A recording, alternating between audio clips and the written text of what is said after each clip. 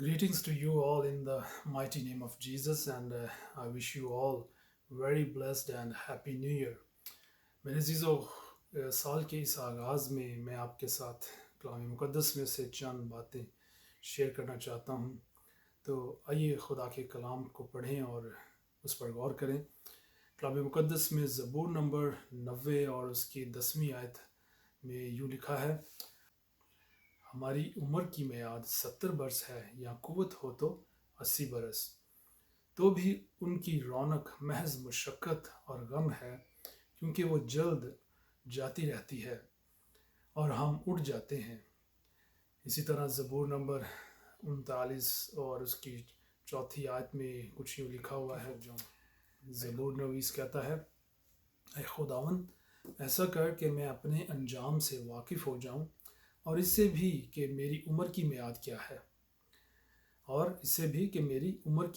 क्या है, मैं जान लूं कि कैसा फ़ानी हूँ। उसकी 5वीं आयत में लिखा है, देख तूने मेरी उम्र बालिश्त भर की रखी है और मेरी ज़िंदगी तेरे हजूर बेहकीकत है। यकीनन हर इंसान अपनी बेहतरीन हालत में भी बिल्कुल बेसबात है। इंग्लिश में कुछ ऐसे लिखा हुआ है, Behold, you have made my days a few handbreadths, and my lifetime is as nothing before you. Surely all mankind stands as mere breath. Amen. अब बाज़ औक़ात हम सोचते हैं कि हम इस नए साल में कुछ नया करेंगे, कुछ और हमारा काम होना चाहिए, कुछ बेहतरीन काम होना चाहिए, और हम अपनी अकल पर, अपनी दानिस्त पर डिपेंड करते हुए और उस पर भरोसा करते हुए हम अपना अगले साल का प्लान बनाते हैं। लेकिन देखिए यहाँ पर खुदा का कलाम हमें किस तरह से बताता है। अगर हम याकूब का ख़त पढ़ें, उसके चौथा बाब, उसकी 13 से 17 आयत तक, तो वहाँ पर भी ज़िंदगी की हकीकत को कुछ यूँ बयान किया गया है।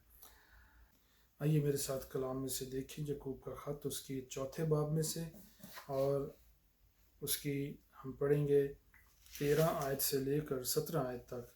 यहाँ पर ज़िंदगी की शेखी के बारे में तंबीह की गई है और हमें वार्न किया गया है about boasting about the tomorrow. तुम जो ये कहते हो कि हम आज या कल फ़लाँ शहर में जाकर वहाँ एक बरस ठहरेंगे और सौदागरी करके नफ़ा उठाएंगे, और ये जानते नहीं कि कल क्या होगा। ज़रा सुनो तो, तुम्हारी ज़िंदगी चीज़ ही क्या है, बुखारात का सा हाल है, अभी नज़र आए अभी गायब हो गए। यूँ कहने की जगह तुम्हें ये कहना चाहिए कि अगर खुदावंद चाहे तो हम जिंदा भी रहेंगे और ये या वो काम भी करेंगे। मगर अब तुम अपनी शेखी पर फ़ख्र करते हो, ऐसा सब फ़ख्र बुरा है। बस जो कोई भलाई करना जानता है और नहीं करता, उसके लिए ये गुनाह है। मेरे प्यारे भाइयों और बहनों, हमारी ज़िंदगी एक किताब की मानिंद है जिसमें मुख्तलिफ़ चैप्टर्स होते हैं, और बाज़ औक़ात इंसान की ज़िंदगी बहुत सारे चैप्टर्स यानी अबवाब पर मुश्तमिल होती है, लेकिन बाज़ औक़ात बहुत कम। ज़िंदगी का पहला बाब हमल यानी माँ के पेट से शुरू होता है और बेबीहुड यानी कि शीरखारी तक जारी रहता है। इस मरहले पर हम बिल्कुल बेबस और मोहताज होते हैं। We are totally helpless and we are dependent at that moment. इसके बाद हम बचपन और फिर लड़कपन के अबवाब में से निकलकर जवानी में मुंतकिल हो जाते हैं, और इसी तरह बहुत से लोगों का शादी और फिर वालिदैन बन जाने का एक नया चैप्टर खुल जाता है। बाज़ को खुदा की खिदमत के लिए बुलाया जाता है और कुछ कारोबार या फिर किसी जॉब की तरफ लग जाते हैं।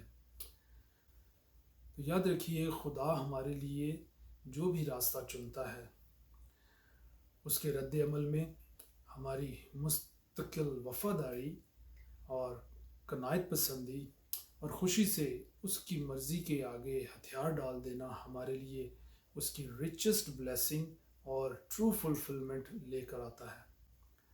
और फिर हम ये भी हो सकता है कि हम जब खुदा के कलाम को सुनते हैं تو ہم میں سے ہر ایک کی زندگی میں ایک بہت اہم باب آتا ہے، ایک نہایت ہی امپورٹنٹ چیپٹر جو ہے وہ آتا ہے، اور وہ چیپٹر کون سا ہے؟ جب ہم فیصلے کے دوراہے پر کھڑے ہوتے ہیں، جو کسی کی ایٹرنل ڈیسٹینیشن کا تعین کرتا ہے یا اس کی ایٹرنل ڈیسٹنی کا تعین کرتا ہے۔ ہمیں انتخاب کرنا ہوتا ہے کہ آیا ہم نجات دہندہ کی کال کا جواب دیں گے یا نہیں، اور یہ کہ ہم اس کی پیروی کریں اور تنگ رستے پر چلیں۔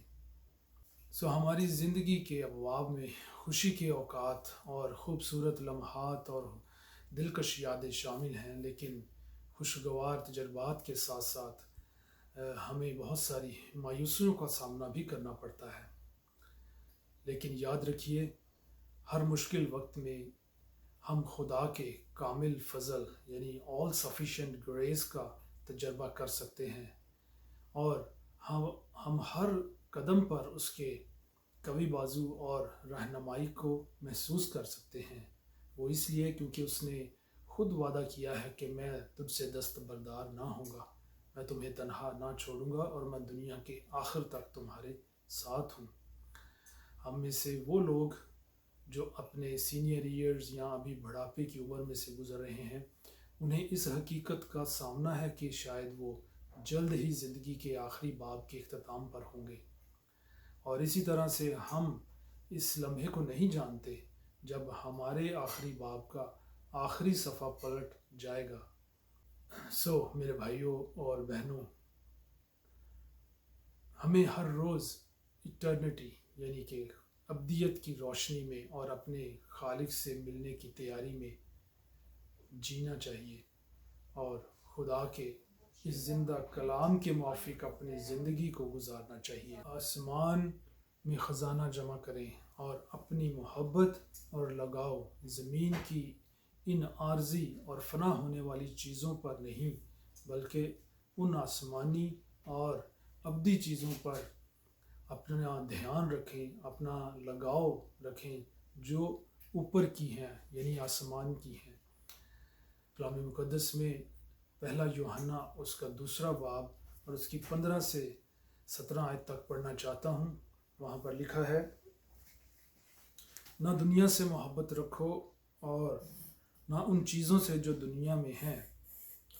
جو کوئی دنیا سے محبت رکھتا ہے اس میں باپ کی محبت نہیں، کیونکہ جو کچھ دنیا میں ہے یعنی جسم کی خواہش اور آنکھوں کی خواہش اور زندگی کی شیخی، وہ باپ کی طرف سے نہیں بلکہ دنیا کی طرف سے ہے۔